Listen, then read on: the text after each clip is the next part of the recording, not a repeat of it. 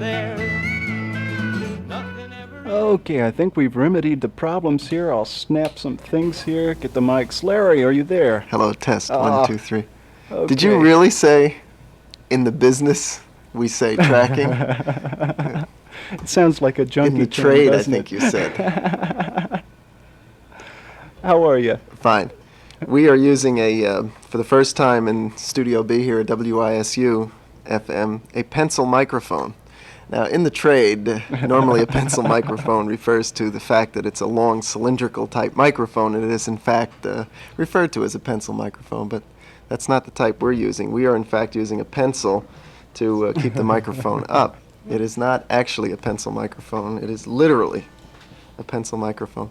This evening, I think, as Brother Dave has already mentioned, we're going to have some live local talent here in the studio, and we've got probably more microphones hooked up in the studio than ever at any time have been hooked up at one sitting, and we're going to be listening to some plucking and singing and what have you.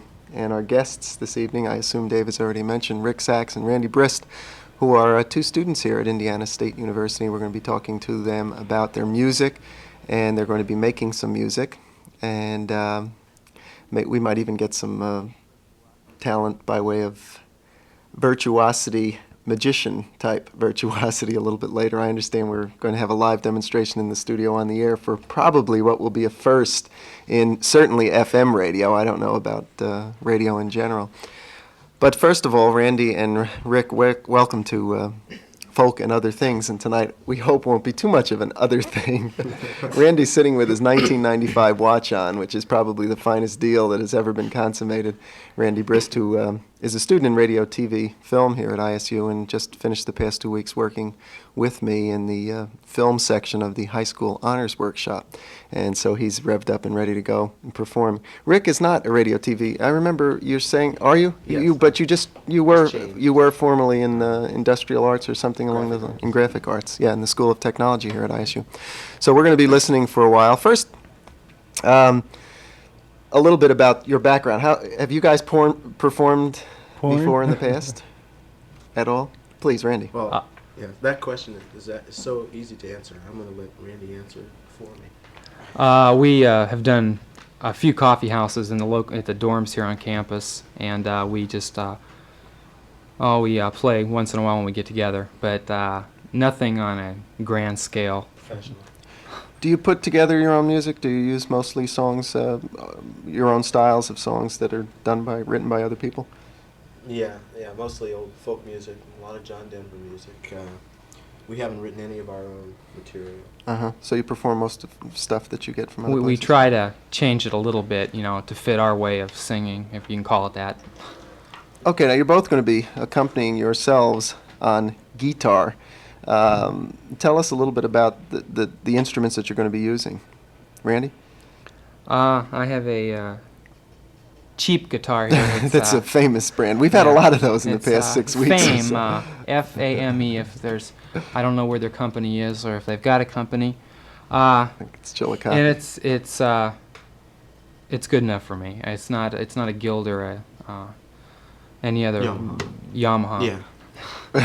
which is what Rick is going to be plucking.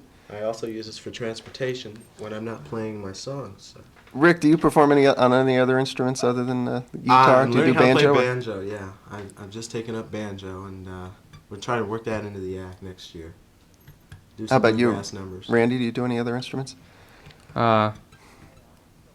At least I have trouble with the guitar, so I stay with that. not as of the beginning of this evening, at any rate. No, hopefully not. Okay, well, let's hear some of your music, and we're going to, as I mentioned, be talking from time to time with both of you. But what's the first thing you're going to play for us, Randy? We're going to do, like we do a lot of John Denver songs. This one wasn't written by John Denver. He does it. It's on his Airy album. This one was written by John Prine, and it's called Blow Up Your TV, or Spanish Pipe Dream. It's a very serious number from way back. Well, that's a good one to start with, then. Okay.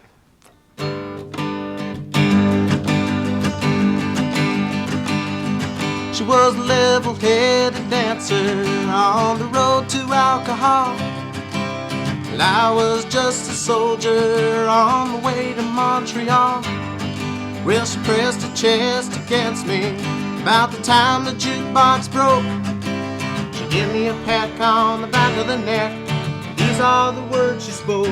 Blow up your TV. Blow up your TV. Throw away the paper. Throw away the paper. Move to the country. Build you a home. Plant a little garden. Plant a little garden. Eat a lot of peaches. Woo-hoo. Try and find Jesus on your own. Well, I sat there at the table and I acted real naive, 'cause I knew that topless lady, she had something up her sleeve. Well, she danced around the room a while, then she did the hoochie-coo. Sing a little song all night long, telling me what to do. Blow up the TV. Blow up the TV. Throw away the paper. Throw away the paper. Move to the country. Build you a home. Plant a little garden. Plant a little garden. Eat a lot of peaches. Woo-hoo. Try and find Jesus on your own. Well, I was young and hungry and about to leave that place. Just as I was going, she looked me in the face. Said, you must know the answer. She said, no, but I'll give it a try. To this day we've been living our way. Here is the reason why. Blew up the TV. Blew up the TV. Threw away the paper. Threw away the paper. Moved to the country. Build us a home. Had a lot of children. Had a lot of children. Fed them on peaches. Woo-hoo. They all found Jesus on their own.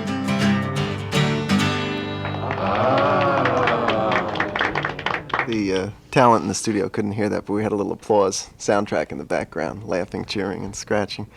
Do you guys call yourself anything as far as your group is concerned?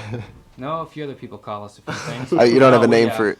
Rick Saxon and Randy Brist. And Randy Brist. And by the way, you are listening to them on Folk and Other Things this evening. You're playing acoustical guitars. Even I can tell that. But Randy, yours has some knobs and things over there. Is that adaptable for, or are those just for Yes, ornamentation? this is what they call in the trade an Dave electric, Lister will certainly relate to the an acoustic call it in the electric trade. or an electrical acoustic. Now there's a pickup right here, and it basically is an electric guitar that is a folk guitar too. It's got the And it doesn't capability. work, It just but- has to be plugged in, but you don't ever use it. You Right, don't. it's got you just plug it into an amp and Do you consider that somewhat anathema to play rock music, or is that where you got your start? Come clean now, Randy. no, I got a good deal on the guitar. You That's didn't why- much care. So that was just there. Did you ever play in your standard high school rock group, or did you really I pretty much didn't, start but, plucking Rick, folk? Rick's got a few stories. Yes, I started out Confess. playing the drums. And I started out with the usual House of the Rising Sun and Gloria and your typical Neil Diamond songs from way back. And I regret to look back to those days, but Have you been playing longer than Randy? I mean, you've in terms yeah, of I've been playing guitar for about 7 years now. now. The two of you, does one play lead and the other just follow in terms of the guitar, or is it just basically chords and you pretty much throw it together as you go? Yeah, it's or- basically we both play the chords, and it's more or less the way with voices. I sing the lead, and then Randy comes in on the choruses, and I sing harmony. How do you go about selecting the kinds of things that you're going to be doing? You mentioned that you do perform in coffee houses, and there's a certain kind of audience that you're going to get a program together, but usually slightly high. But Basically, how do you go about putting together your Yeah, repertoire? I look for the easy ones, yeah. but Basically, we sing what we like, and since we do coffee houses, we like to do a few numbers that are out at the time and popular, so that people can relate to them. You mentioned coffee houses. Where in Terre Haute would one find a coffee house that well, for the uninitiated? when you during the school year, several of the residence halls will put one on. Here in town, coffee house atmosphere, Baki's, which is on Wabash there. When and you say coffee house, it's usually the kind of crowd that you're going to get. I mean, it's not it's the subdued, it's not low a- light. University. page. It's not a T-shirt, rolled up sleeve, No. Right. dungarees, No. rock'em sock'em, Well, bar side, yeah. roadside bar type atmosphere. Right. So you've got a certain selected audience that you Yes. perform for. But it isn't necessarily non-alcoholic places, because there are places that do serve. Yeah. That has nothing to do with it. You try to get as straight a crowd as possible in terms of being able to hear the music, Yeah. if it's at all possible. What else do you have to perform for us? Well, we like to do a number that sounds a lot like a real country song, but it's a John Denver number that we both really like, and it's called Back Home Again. It's on the charts for a few weeks.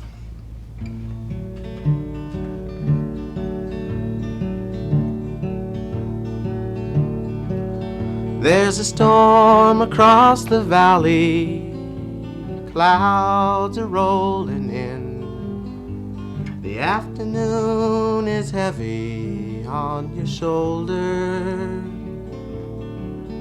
There's a truck out on the 4-lane, a mile or more away. The whining of his wheels just makes it colder.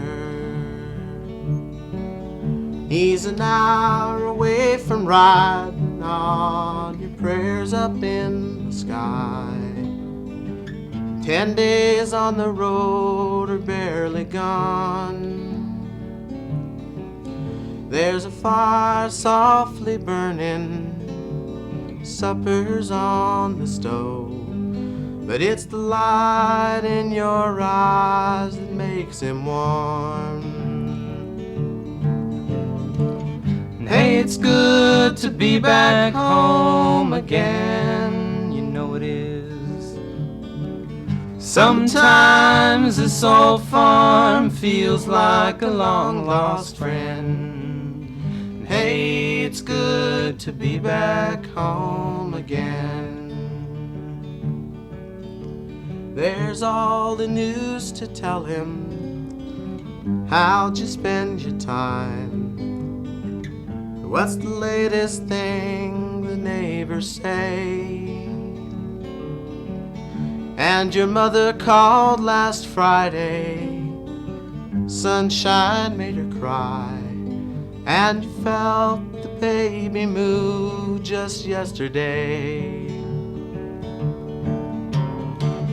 Hey, it's good to be back home again, you know it is.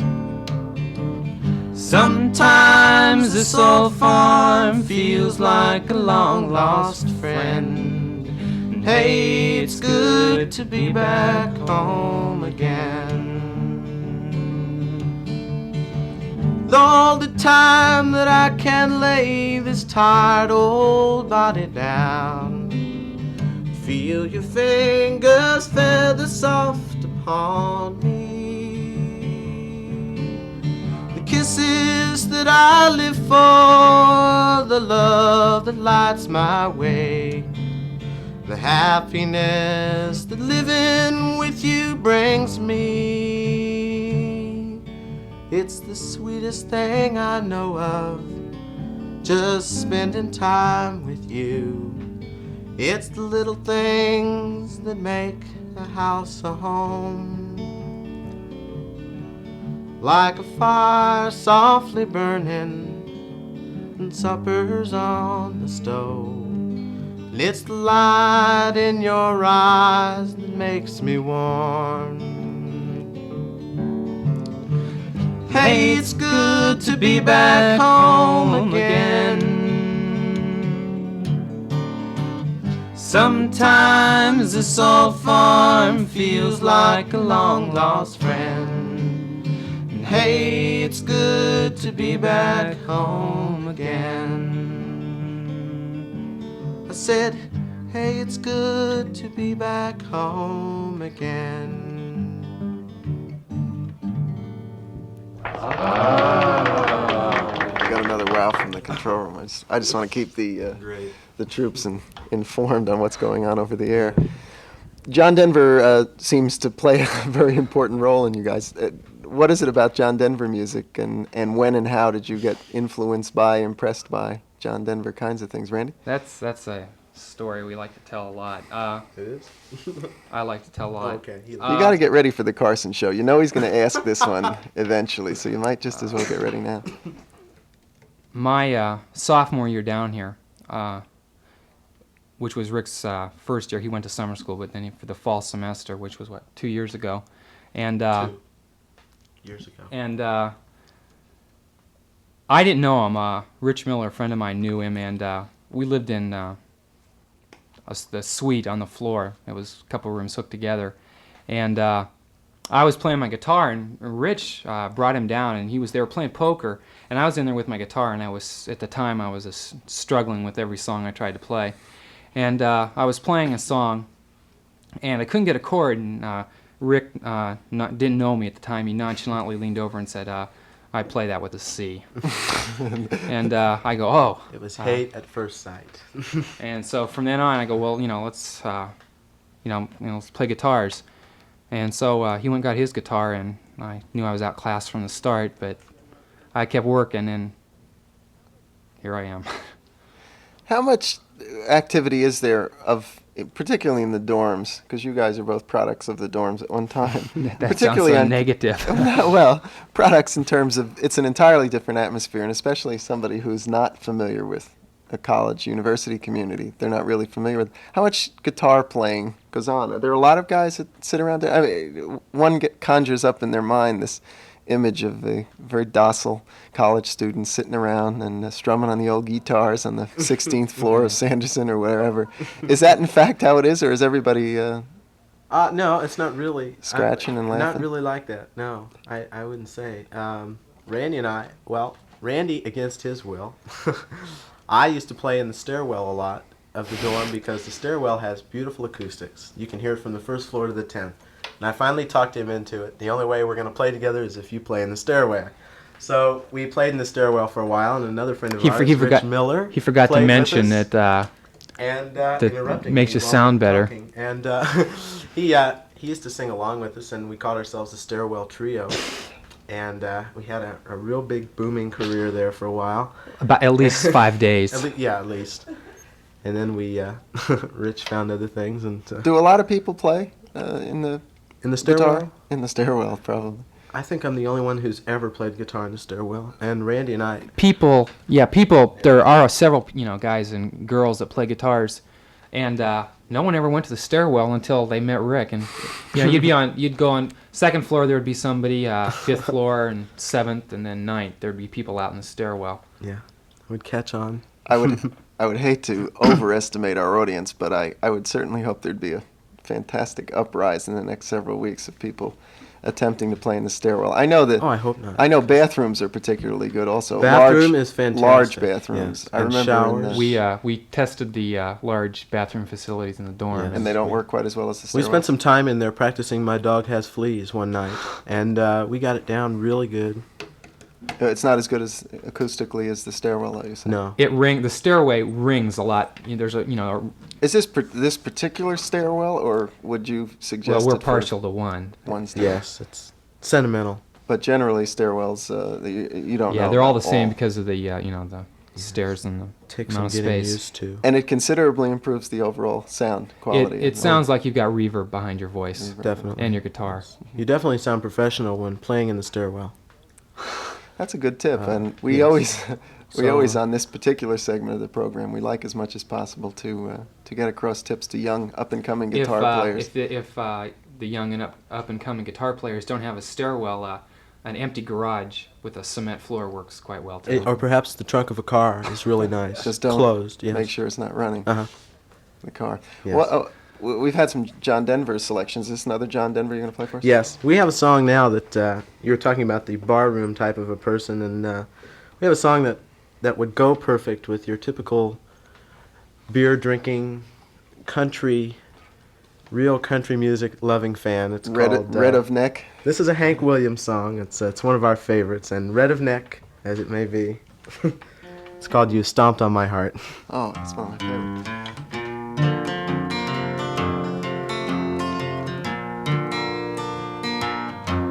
I told you that I loved you.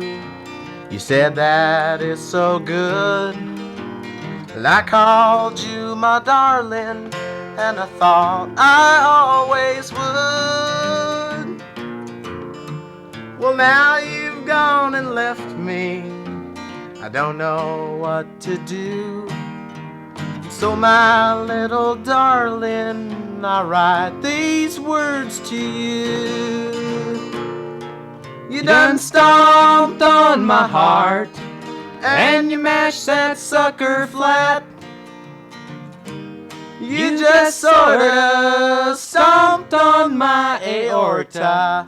Well, you started going out with guys, I felt us drift apart. And every step you took was a stomp upon my heart.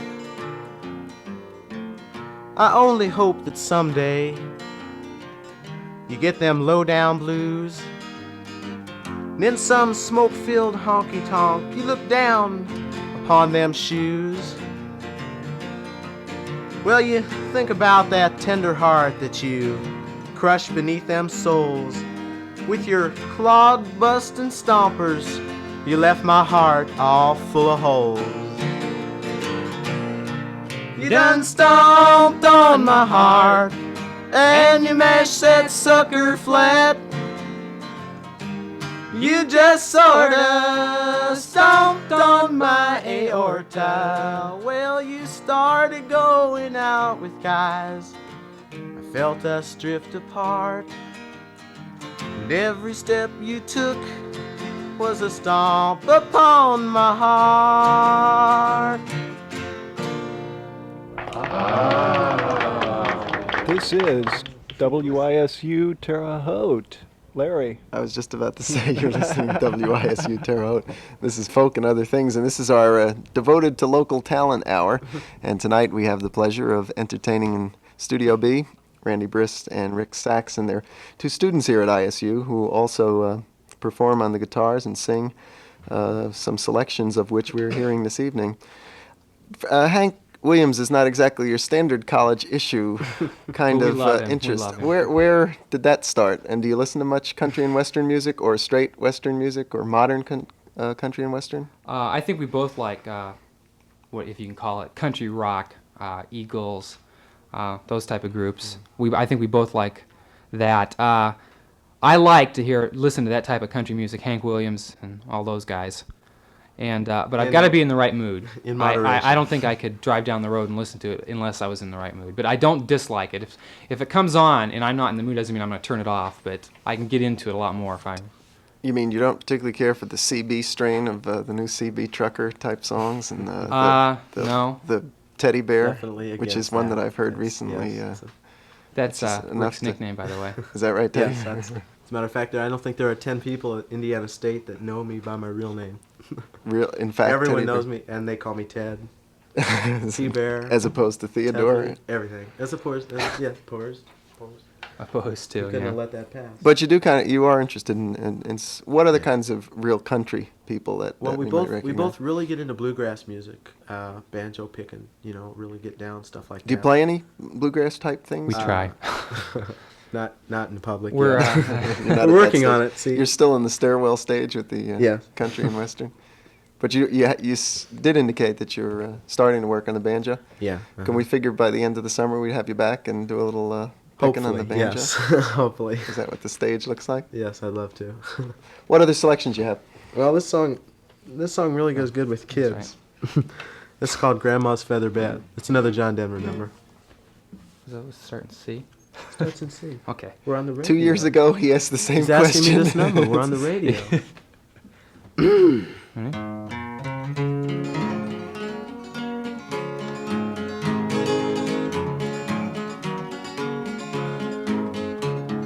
When I was a little bitty boy, just up off of the floor, we used to go down to Grandma's house every month in the so. We'd have chicken pie, country ham, homemade butter on the bread. But the best darn thing about Grandma's house was a great big feather bed. It was 9 feet high and 6 feet wide, soft as a downy chick. It was made from the feathers of 411 geese, took a whole boat of cloth for the tick. They'd hold 8 kids and 4 hound dogs and a pig that we'd stolen from the shed. We didn't get much sleep, but we had a lot of fun on Grandma's feather bed. After supper we'd sit around a fire, the old folks would spit and chew. I would talk about the farm and the war, and Granny'd sing about or two. I'd sit and listen, watch the fire till the cobwebs filled my head. Next thing I know, I'd wake up in the morning in the middle of the old feather bed. It was 9 feet high and 6 feet wide and soft as a downy chick. It was made from the feathers of 11 geese, took a whole boat of cloth for the tick. They'd hold 8 kids and 4 hound dogs and a piggy we stole from the shed. We didn't get much sleep, but we had a lot of fun on Grandma's feather bed. Well, I love my ma, love my pa, love my granny and grandpa too. I've been fishing with Uncle, wrestled with my cousin, even kissed Aunt Lou. Ooh. If I ever had to make a choice, I guess it ought to be said, well, I'd trade 'em all, plus a gal down the road for Grandma's feather bed. Yeah, I'd trade 'em all, plus a gal down the road. You said about the gal down the Yeah. road. It was 9 feet high and 6 feet wide and soft as a downy chick. It was made from the feathers of 11 geese, took a whole boat of cloth for the tick. They'd hold 8 kids and 4 hound dogs and a pig we stole from the shed. We didn't get much sleep, but we had a lot of fun on Grandma's feather bed. We didn't get much sleep, but we had a lot of fun on Grandma's feather bed.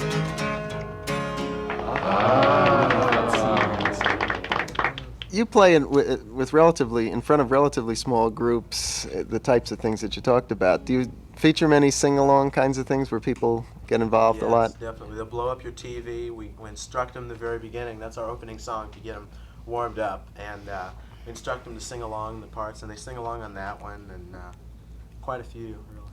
So you do feature a lot of numbers where you get people in the audience Yeah, we love to get the audience involved. participating. Yeah, it's the best way to get involved. It almost sounds much like, from time to time, we, on this Folk and Other Things, one of the areas that we have a tendency to feature are the early 60s. And I hasten to use the phrase hootenanny for fear I might be struck by a bolt of lightning.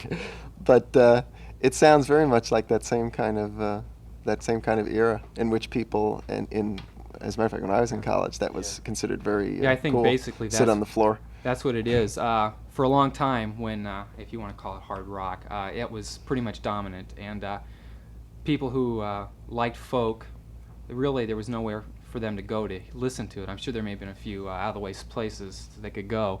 But it's kind of hoot-o-nanny.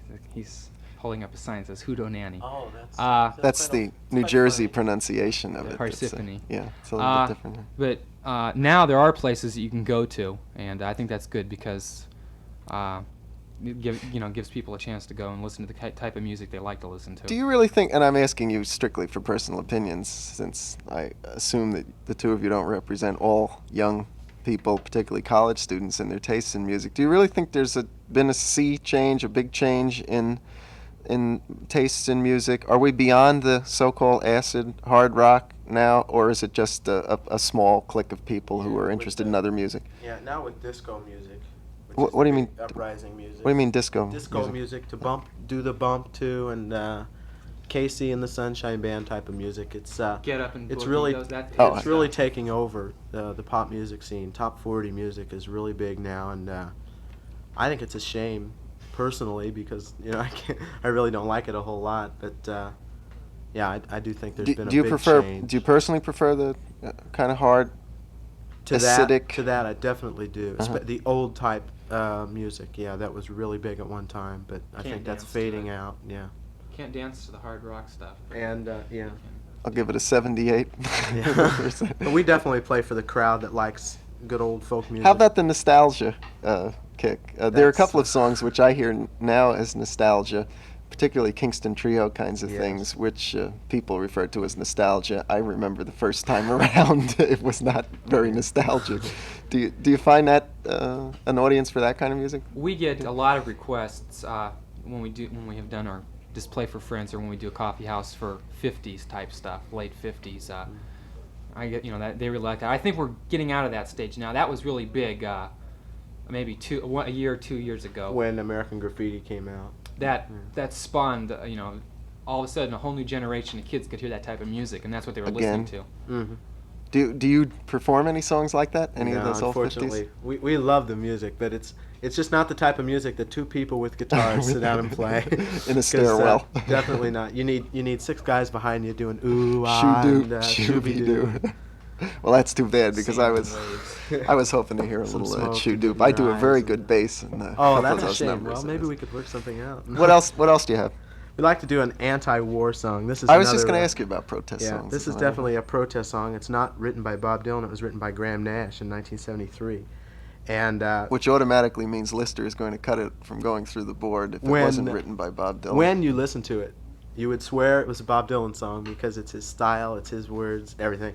The only thing that will be missing tonight would be harmonica, which is the most dominant part of any Bob Dylan song. But this is called "O Camille."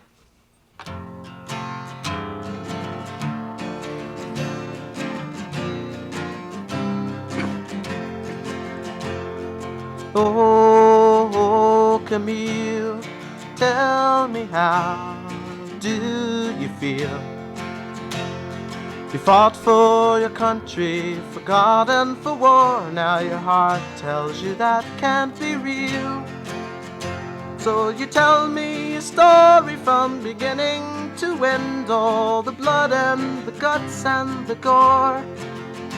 Won't you tell all the people about the people you killed, not for God, but for country and war? No, Camille, tell me, what did your mother say when you left those people out in the fields, rotting along in hay? Did you show her your medals? Did you show her your guns? Did you show her the years that you wore?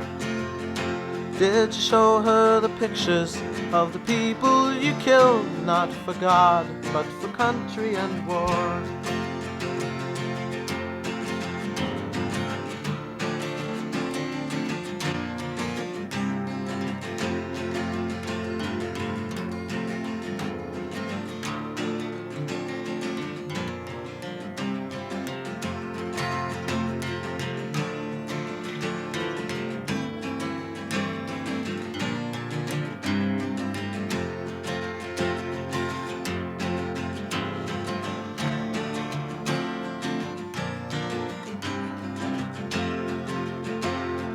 No, Camille, tell me, why are you in this place?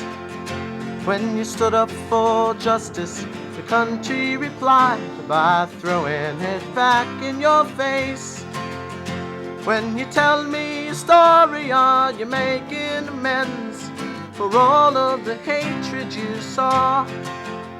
Will you tell all the people about the people you killed, not for God, but for country and war?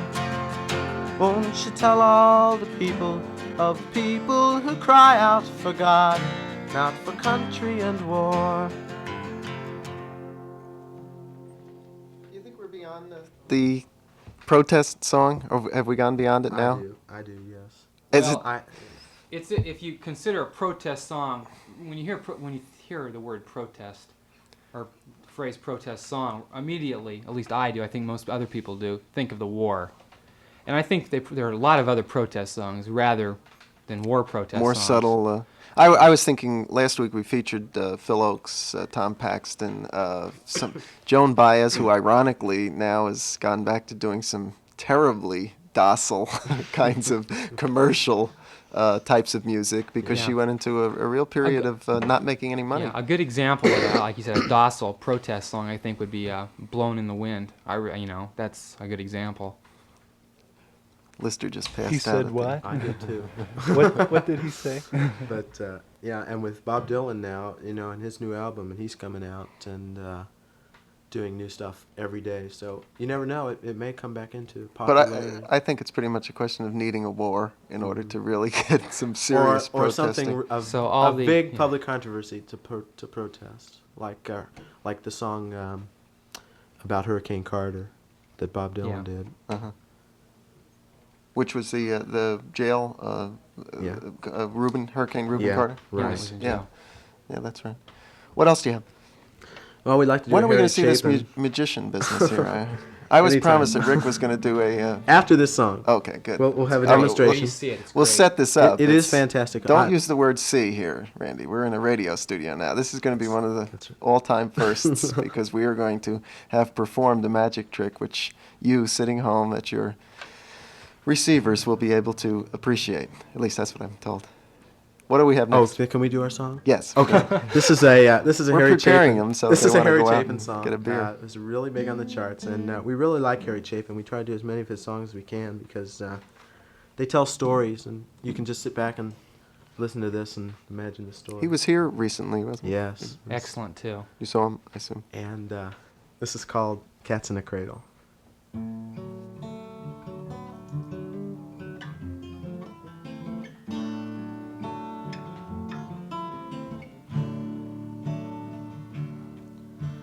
A child arrived just the other day.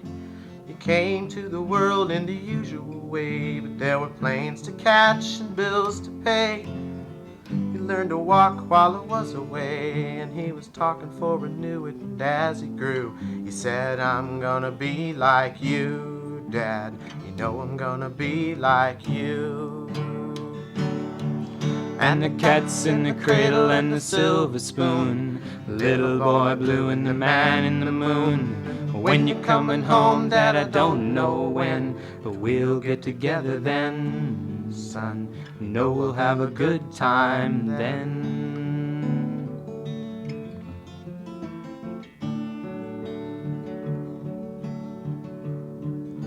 My son turned 10 just the other day. Said, "Thanks for the ball, Dad, come on, let's play. Can you teach me to throw?" I said, "Not today, got a lot to do." He said, "That's okay," and he walked away, but his smile never dimmed. He said, "I'm gonna be like him, yeah, I'm gonna be just like him." And the cat's in the cradle and the silver spoon, little boy blue and the man in the moon. When you're coming home, Dad, I don't know when, but we'll get together then, son. We're gonna have a good time then.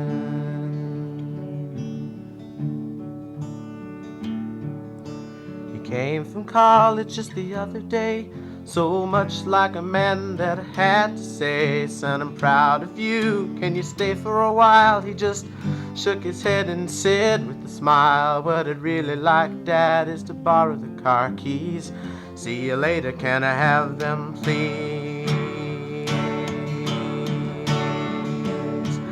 And the cat's in the cradle and the silver spoon, little boy blue and the man in the moon. When you're coming home, son, I don't know when, but we'll get together then, Dad. You know we'll have a good time then.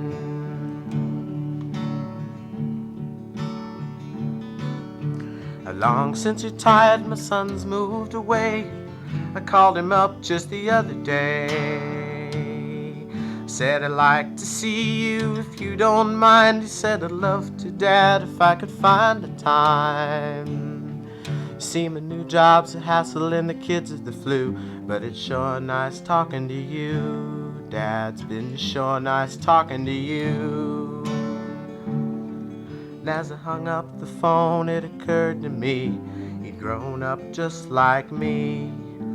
My boy was just like me. And the cat's in the cradle and the silver spoon, little boy blue and the man in the moon. When you're coming home, son, I don't know when, but we'll get together then. You know we'll have a good time then. Harry Chapin. He's another one of those people that writes and performs simultaneously and with a definite amount of skill. Before we get on to the performance of the magical trick, is Stand By America. Well, a little bit about the two of you. I mentioned earlier that you're both radio, TV, film majors here at ISU. Do either one or both have any intentions of performing professionally? Would you like to, Rick or Teddy? No, Sweet. I really don't think that I ever will. I would really like to, but I don't think it. I mean, if you had your druthers, would you? perform? I think if I really had the ability to perform big time, I would love to do it. Yeah, I would sacrifice everything. But I just, What else would you do if you don't do professional performing? I plan on going into television, advertising. Background TV, not Yeah. necessarily on-air talent, Right, but right. background. Randy, what about you? I You don't want to teach film? I don't really have any desire to, go professional. I would like, on the same scale as we are now, once in a while for friends or at a coffee house. Teach. I want to teach. On some level? Yeah. Be- Hopefully college, but, that depends. Rick, do you seriously perform magic? Yes, I do. I've been kidded. I do stage magic. I have been doing it for about as long as I've been playing guitar, 6 or 7 years now. I started off doing children's birthday parties, and I love to perform for children. And when I got to college, I started doing coffee houses and things like that. And Do you use it in the act if you're doing it? no, we haven't been able to work magic into a folk music act as yet. The but, disappearing guitar. Yeah, really. Isn't this the way Carson started? Yeah, as a yeah, magician? He did. He started out as the great Carsoni, and he did sleight of hand. And you still, how often do you perform? Not very often anymore because of classes and things. But what whenever I get a chance, I like to do. An interesting note, the first coffee house I went to, and he was, I really didn't know him very well then. He was performing magic at the coffee house. He did a little magic show, and I was just out in the audience watching. It was kind of ironic afterwards. We got together and went over to a dorm and had like our own coffee house, and we played guitar we for played several all people. night. Yeah. What kinds of magical things do you do? You I like do sleight of hand Okay, stuff? I do a comedy show, whereas I use what's called sucker tactics, or as we call it technically in the magic Everybody's trade. using In the in trade. the trade. In the trade we call it one more time. in the trade we call it sucker tactics. Sucker tactics. And it's where you lead the audience to believe that they have figured out your trick, and then you fool them. Like, describe one of the tricks. What Okay, about I have an illusion where I have a card that has dots on it. It's a white card with black dots, and I show them one side has 3 dots and the other side has 4, and then I turn it over to show them that the side had 3 dots now has 5, and the side that had 4 dots now has 6, and then I tell the audience that I'm going to show them how it works. And I show them exactly how it works, how I'm covering the dots with my hands. It's all technical here. I don't want to get into it. And then they say, "Wow, I know how it works," And then when I turn it around, the one side has 9 dots on it, and it leaves them all going, "Oh, what did he do?" That's called sucker tactics. I've seen the first step of that, where the guy shows Yeah. you how it's done, but I've never seen them do Yeah, I'll more have to dots. do that sometime for you on the When on we radio. when we have our syndicated television show, Yeah, you definitely will yeah. have you. You can be among the first guests that we can do But it. it's a comedy show, and I put real bad jokes in the show, and it would be a perfect nightclub show. The show that I do for drunk people, it would be perfect. Hokey, corny kind of stuff. It's very hokey, and a lot of my tricks are real magic tricks, and they do baffle you. What are the most spectacular that you do? I mean, do you have any? Oh, I have a trick raising- called hand cremation, and I put a person's hand in a box, and I show that it's in there, and I toss a match in, and huge flames, 6 feet of flames, and everyone says, "Oh no, he's burned the hand." And when I pull the box off, you can see where the hand goes to the beginning of the box, and then nothing. It's disappeared. It's vanished. And then I put the box back on and restore the hand. And Whose hand do you use? member of the audience, usually, whoever. One of the And then suckers in the audience. it's a very expensive trick though, because you have to buy a lot of I was just going to say, unguentine. Yeah. No, seriously. It hurts, but no, really. the trick it's, itself, would that be an expensive trick to buy the wherewithal It would to to do buy, but when I first started out in magic, I didn't have a lot of money, so I built a lot of my own tricks. And I built this one, and it only cost me a few dollars, whereas if you bought it, it would cost around $40. That sounds So, fascinating. I learned the secret, and I built it myself. Now, I noticed that you've got a list of songs, and we've gone through the for sures, or do we have one more for sure? There's another for sure. we could, Let's have the couple last, for sure. let's have the last 2 for sures up until we've got a few more minutes. And then Let's you'd go like, until 11. like to see a trick. And then I want to see the trick, Okay, definitely. definitely. It'll be the Definitely. climactic finale Okay. here. We'll go into the trick. This is another song that's very popular with children. It was written by Kenny Loggins. And it's done by Loggins and Messina. It's called House at Pooh Corner. I'm out of tune. You're out of tune?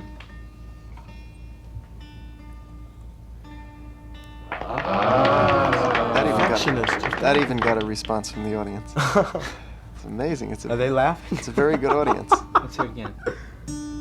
Oh, It's kind of a combination groan and laugh and That's close. clap. Okay. Bing. Like I said, it's a comedy show. Ready?